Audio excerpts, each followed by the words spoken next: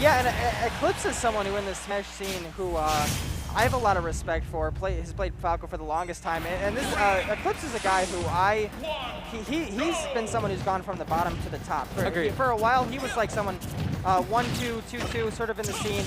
Just kept making that Smash grind very relevant into what he was trying to do in just in life in general, and eventually has become a very, very solid Falco in the Smash scene with a repertoire of solid wins. Agreed. Both these players I've had the pleasure of playing and know that they are both great and strong at their craft. But I want to mention one thing that not many people might know is that Hugh is a Pokemon trainer player, but he mainly prefers to play Charizard. You might not see him pull out Squirtle very often, if at all, and you see on the back here. And he'll have the Ivy as kind of like a matchup tempo check, but for the most part, he's a Charizard player. And he's going Charizard against Falco, the character who has up tilt into vortexes, essentially Bayonetta level combos. Sure, right? yeah. And that's very interesting to see. Pokemon Trainer was a very popular character at the beginning of Ultimate, back when, like, now that we were able to play this character without stamina being an issue, obviously, like it was in Brawl. And this was a character that a lot of people like to utilize in every single way. They like the Charizard. They like the Charizard, Squirtle, Ivysaur mix-up, but a character, someone who just likes to pull out Charizard, a heavy-based character like this, with other options if he feels the need to, is a very interesting way to play the character. Oh yeah, and his Charizard is probably the most refined I've played against Chicago. I've played against a lot of PTs, but his Charizard is able to just kill you in a blink of an eye. Yep. It's absolutely wonderful to see stuff like that happen. And good DI on the laser, DI in on the up throw, you gotta see that happen. This is where he's at his scariest. I played him multiple times. When he has max rage, and you're at 30, this is back throw, back air, this is down air 2 frames. This could be a stock right here. This is the worst possible position to be in with the Click, because Falco has so many kill options too, especially when someone's at 200%. But if it's a character like Charizard and you're off stage and you're in disadvantage, that's when it becomes extremely scary. No, I love the composure out of Eclipz in that whole last stock. He got back thrown twice, and he was holding onto his own, and he didn't jump into the back air. It's very easy, even at very high levels of play, to get flustered and want to make an immediate option. You don't have to do something sometimes. You can chill. Definitely something I've learned a lot when I played. And it's still I'm struggling to apply, but here we are, right? So, yeah. Well, just as you said, this man went from Squirtle 0.2 seconds later to Ivysaur, maybe two seconds later to Charizard. He's sticking with his guns. Yep. Oh, okay. Charizard on a platform, it can be very scary. Yeah. He can just drop down back air, he can do a lot of things, right? Yep. But now we're watching this in, and Eclipz has kind of comboed his way back into Charizard being at death percent, essentially. This is up tilt forward air drag down to up tilt back air percent. I hate that I have to say that out loud, that's a lot. But yeah, they're both a little scared, actually. They were both playing very cautious and very safe, and now they're kind of shielding right in front of each other's faces. Yeah, for sure. This one has gotten about as even as you can see it being here. The 2 stocks between both of them, but Eclipz is kind of able to take the second one. But just like that, Ivysaur actually getting the kill there for Hugh. Yep. He loves the Ivysaur hitboxes as just a way of picking up stocks. If you're going to jump, up air. If you're going to shield, I'll grab you, throw you off stage, and down air you, right? Yeah. He'll use Ivy's couple good moves, and she's going to make work, and then switch over to Charizard, right? That's how you want to utilize the character. All up to you, and you can't really complain about it because it took a stock for Hugh in a situation where he really needed it as fast as possible. Exactly. That dash check is super safe. It's -11, so that forwarder actually had a shield, not punishing it. But this is back row backer, the PPA stock. Oh my god. Whoa, that was close. He was just able to get back to stage with the Phantasm. Oh, nice grab, right? You can see back air here? No, forward air. Either way, Hugh's playing his neutral exactly the way he wants to. Flamethrower is just sort of snuffing out any approach that Eclipz wants to even go for, and any opportunity where Eclipz gets close, he's eating damage. But I say that, and all of a sudden, a couple hits later, and this match is even again. Oh, no jumps. He has to land. Still has to land. He has no jumps. Oh, almost. Oh, almost getting the empty land grab, but Eclipz very aware on his feet.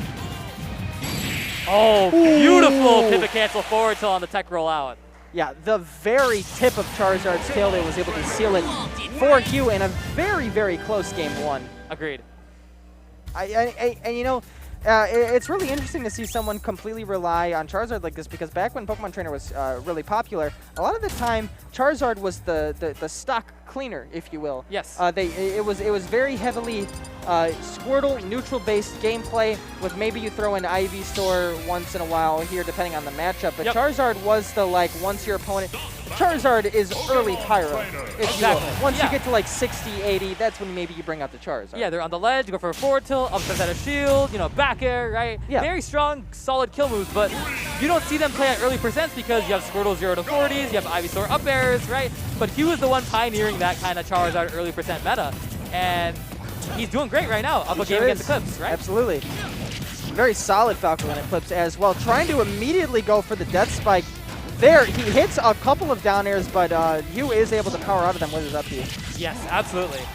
And now, oh man, this is still a problem though. You're still a big body, and you still need to worry about Falco combos that are going to take you from 0 to 60 regardless, right?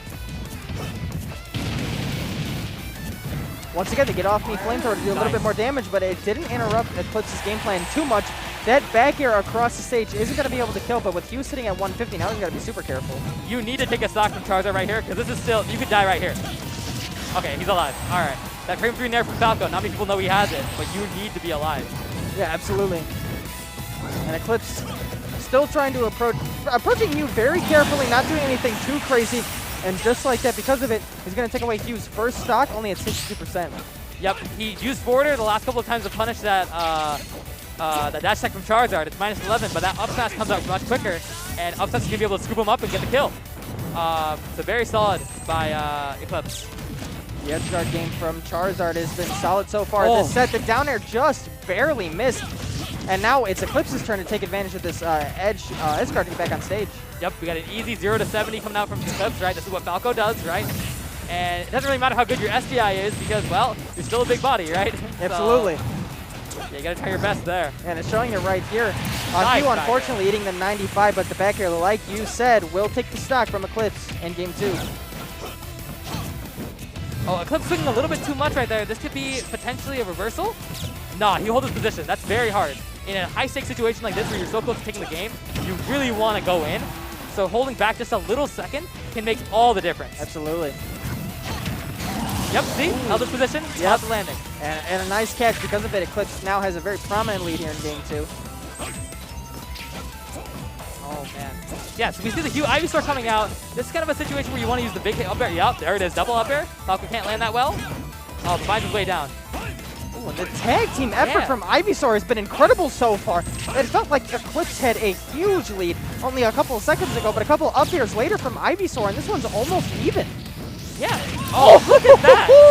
See? Okay, I see you, Hugh. Not too bad, not too shabby whatsoever. Very well-timed down there because you know if he mistimed that by even like a quarter second, that would have just given Eclipz an opportunity to get back on stage. And the last time that happened, Hugh took 70%. Agreed, right? Oh, yes. Falls off the platform, doesn't get dragged down into the vortex. You'd love to see that.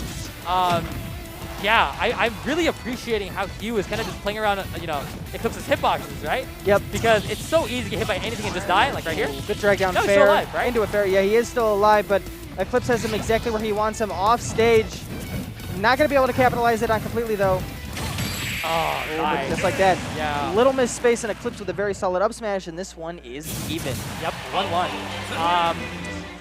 You saw Hugh kind of try and break patience. I think the reason was he knew if he got the hit, he could steal it, right? Yeah. Charizard's a character that the last stock is easily the hardest to take because you're at most risk of losing the game yourself, especially on a last stock situation. So going for that dash attack, that would have led to an off-stage situation, maybe a down air spike, right? It's very easy to get caught up in that. And when you know your character really well, you want to go off and get those hits. But you got to hold back just a little bit. And you know, we talk about knowing your character really well, but I want to go into, just real quick, the conversation of the best opportunity Hugh had to come back in this game came from him playing Ivysaur for a little while. Do we see more Ivysaur game 3? Yeah, it's up to Hugh to kind of determine that. Let's get into it. Oh, very quick 42 from the angle of Charizard right there. The Flamethrower has been very solid tool to keep Eclipz off stage, but right there, the very quick Phantasm keeps him in this one without taking too much damage. Oh, man. Yeah, see, like, he's kind of calling out all of Hugh's shields, right, and all of Hugh's jab combos, right? Yep. He wants to kind of put you in these uncomfortable situations, Eclipz, right, who has to make you guess on how to get the hits, and if you guess wrong, you're taking 70. Right? Absolutely. And that's something you have to apply as somebody who plays Falco as well, is you can pressure characters all you want, but if you're misspaced just a little bit and you miss those moves, Falco could be an extremely susceptible character because he's not all that fast, and the range might be a little bit lacking at times, and you know, a character who so far has not had any range issues, Charizard, Hugh able to take the first stock in this game. Agreed, yeah. Now, that's a huge stock to take on PS2 because now Eclipz has to work so hard to get this final stock kill. If he doesn't get it, backer at 30. This could be it. No, good DI. Nice. And this could be a stock, though. Yeah, it is. It is a stock. Yeah. Unfortunately, pressured Eclipz, and that is the epitome of Flamethrower doing exactly the job it's supposed to. It just completely stuffs you at ledge, and it makes you have to recover in a completely different way. And right there, we just saw a total SD because Eclipz wasn't able to go with his original game plan. Yeah, I saw Eclipz take his phone out of his pocket. I'm hoping that's like a sign to like kind of go crazy. If we can see a last stock game 3, I'm always down to watch them. They're tense to play and they're tense to watch. The immediate pressure onto Ivysaur, not even giving him a chance to breathe. Forget whether or not Hugh wants to utilize Ivysaur more in game 3. Eclipz wasn't even giving him the opportunity. I mean, Eclipz was showing a little bit of greed with that up smash, but I feel like he's just trying to get his up tilts back in order and trying to get this damage up. I'm not really sure. Oh, that downer. That could be punished.